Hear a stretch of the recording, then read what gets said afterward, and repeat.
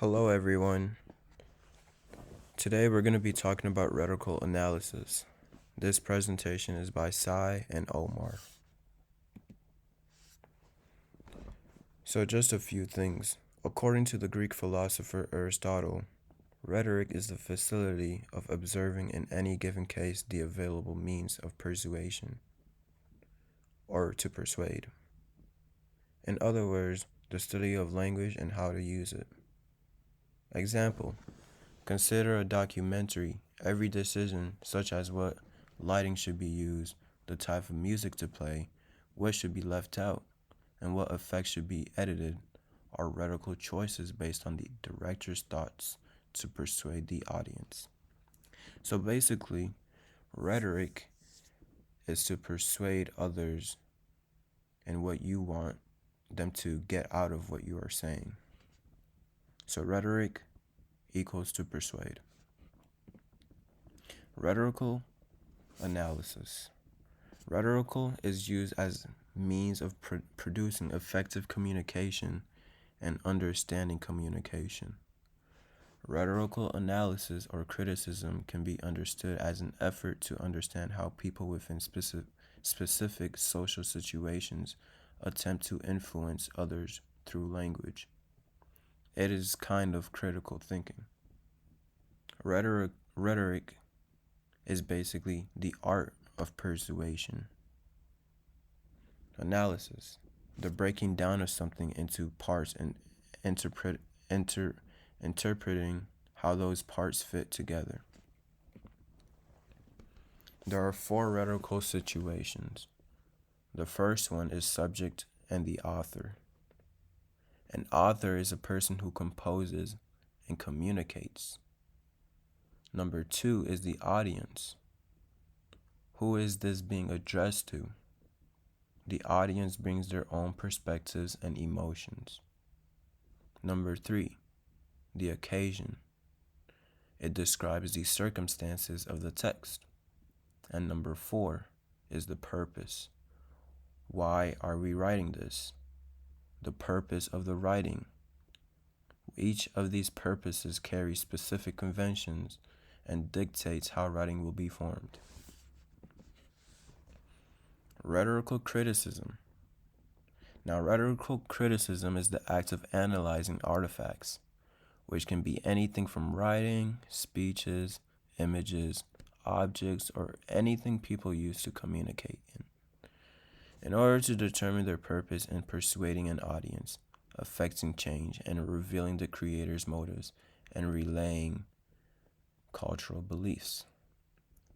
Now, as you can see throughout this presentation so far, we use the word persuade or persuading. That means persuade is the main thing. Rhetoric means to persuade an audience. Methods of rhetorical analysis. There are two. There's textual and contextual. Textual analysis is a methodology that involves understanding language, symbols, and pictures present in text to gain information regarding how people make sense of and communicate life and life experiences, such as visuals, written, and spoken languages or messages. Now, contextual analysis is analysis of a text that helps us to access that text within the context of its historical, the cultural setting, but also terms its textuality or the qualities characterize a text as a text. Now, in rhetoric, there are 5 canons. The Roman philosopher Cicero explains that there are 5 canons or actions of rhetoric. Now, I may be pronouncing some of these wrong, but that is okay. Inventio, invention, the creation of information for persuasive acts and the planning of strategies. Dispostio, an arrangement, things like story sequence, paragraph structure, and format. Elucidio, the style, the process of choosing a language and constructing the presentation. Memoria, memory, the recollection of rhetorical resources that one might call upon memorization of what has been invented and arranged. Pronunciatio, delivery, pertains to the mechanics presenting the created communication. Now, this is very important. There are three rhetorical appeals. There is ethos, pathos, and logos. Now, let's talk about ethos. Ethos, the ethical appeal, does not refer strictly to ethics. The ethical appeal instead refers to the credibility, character, and confidence of a writer. There are several ways in which an author may establish an ethical appeal. Pathos. It is often referred to as the emotional appeal, although it may certainly go beyond emotions. Examples of pathos include the use of emotion Latin words, the use of description, and the use of repetition. Logos. This one is the logical appeal that refers to the use of reasoning to appeal the readers. Examples of this include the use of definition, statistics, law, and comparisons. Now, I know this can be a lot. So, ethos, what I like to do is, quote unquote, trust me. It's basically the author telling the readers to trust in what they believe. Now, logos, quote unquote, trust the facts. And pathos, quote unquote, trust your emotions. I'm going to repeat that. Ethos, quote unquote, trust me. Logos, quote unquote, trust the facts. Pathos, quote unquote, trust your emotions. That is 3 easy ways to know the difference between the 3. Now, there are 2 other ones, kairos and stasis.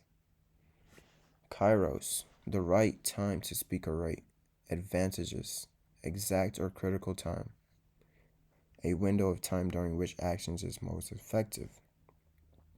Stasis is a stand or a resting place in an argument where opponents agree on what the issue is, but disagree on what to do about it. The rhetorical triangle. Now, I'm not going to get into deep about this, but you guys can pause. It really guides you and explains what rhetorical really means. Rhetorical strategies. Number 1, simile. Number 2, metaphors. Number 3, anadoplisis. 4, alliteration. 5, rhetorical question. 6, hypophora. 7, asterisms. 8, personification. 9, procatalyptic. 10, euphemism. The followings are used for rhetorical strategies to further persuasion abilities and overall communication. So all these listed down are persuasion abilities to persuade your peers and your audience even more throughout your communication. Now, thank you to Sai, and thank you to myself, Omar, for making this presentation. The credits, this presentation template was created by SlidesGo. Thank you guys so much for your time, and have a wonderful break. Thank you.